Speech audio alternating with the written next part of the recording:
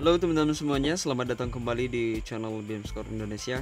Pada video kali ini kita akan membahas tentang gaya geser dasar nominal yang ada pada bangunan kita, bangunan 5 lantai yang sudah kita bahas, dan pada video ini sudah di etap 15 teman-teman ya.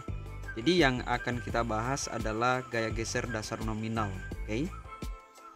Tapi sebelum itu teman-teman, bagi yang baru menemukan channel ini, jangan lupa subscribe, like, dan share, serta nyalakan lonceng notifikasinya untuk mendapatkan video-video terbaru dari channel ini. Dan tentunya bagi teman-teman yang sudah subscribe, terima kasih banyak teman-teman atas dukungannya. Dan selanjutnya kita akan masuk di pembahasan, tapi kita intro dulu.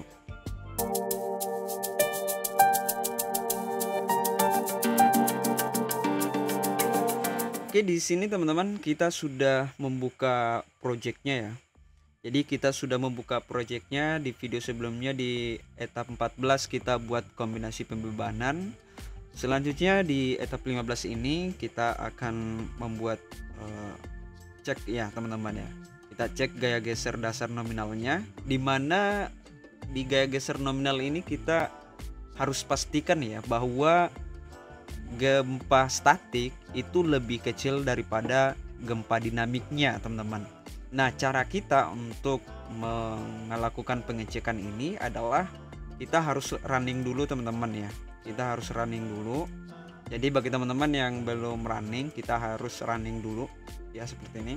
Ini juga diatur dalam SNI 1426 2019 teman-teman. Jadi kita harus pastikan bahwa gempa dinamiknya itu lebih kecil, lebih besar ya teman-teman ya, daripada gempa statiknya. Jadi kalau misalnya gempa statiknya lebih besar, itu kemudian kita akan skalakan gitu teman-teman ya. Jadi kita harus cek dulu nih. Nah, selanjutnya setelah kita running analisis strukturnya teman-teman, selanjutnya di sini kita masuk di display datanya teman-teman, suitable-nya. Kemudian di sini kita masuk di ini teman-teman ya, struktur output di base reaction. Bisa juga langsung teman-teman, kita langsung klik seperti ini.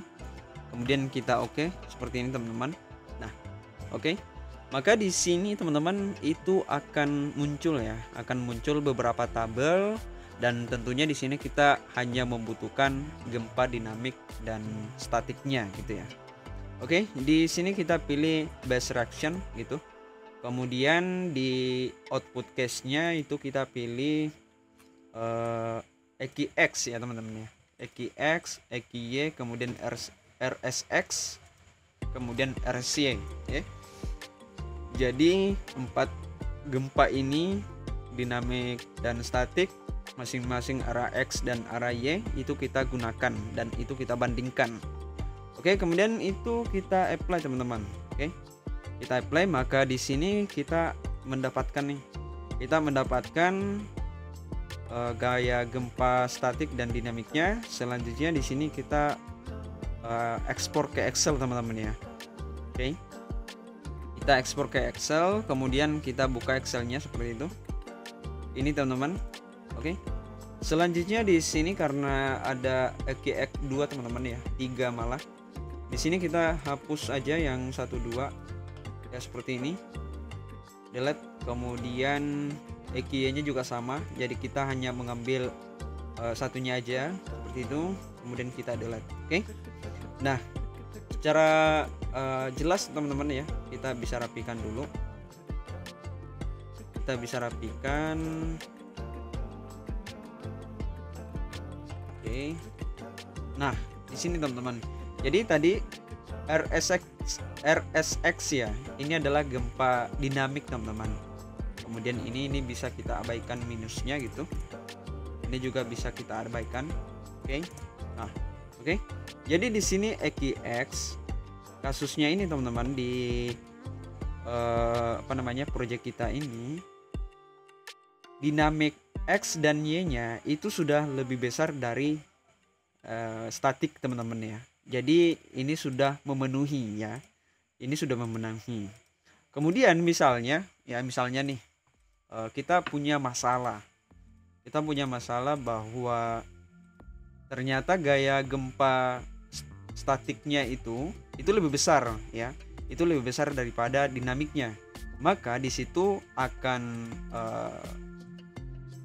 berlaku hukum di dalam SNI kita.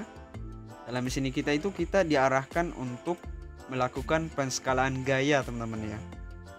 Kita melakukan penskalaan gaya, di mana caranya adalah kalau misal karena ini sudah memenuhi, jadi kalau misal 14 ini kita copy misalnya teman-teman. Ini untuk menghindari misalnya ada kasus gitu ya. Misalnya di sini gaya gempa statik kita itu misalnya 1400 ya. Kemudian untuk dinamiknya hanya 465. Jadi ini kita balik teman-teman. Ini kita balik supaya lebih mudah untuk dipahami gitu ya. Misalnya di sini hanya 378 ya. 378. Nah, di sini tentunya yang terjadi di proyek kita beda dengan yang di bawah ini teman-teman ya. Ini yang kalau tidak memenuhi. Jadi ini kita bagi EGX-nya dibagi sama dinamiknya. Oke. Maka di sini penskalaan gayanya itu adalah 3,022 ya. Itu 3,022 dan itu kita masukkan ke respon spektrumnya ya. Kita masukkan ke gempa dinamiknya, tentunya adanya di load pattern teman-teman ya. Di load case-nya di RSX ini di sini teman-teman. Jadi ini kita kalikan misalnya. Ini kita kalikan dengan 3 gitu ya. 3,0 sekian gitu. Jadi karena tadi ini punya kita yang kuning ini artinya sudah memenuhi. Sementara yang bawah ini yang saya kasih merah teman-teman, ini tidak memenuhi. Jadi ini yang berlaku penskalaan gaya kalau itu pun terjadi pada proyek kita. Oke. Jadi secara syarat untuk gaya geser dasar nominalnya itu sudah memenuhi untuk proyek kita teman-teman. Oke, saya kira itu aja teman-teman untuk pembahasan gaya geser dasar nominal. Semoga bermanfaat dan tentunya sampai jumpa di video selanjutnya. Bye bye teman-teman.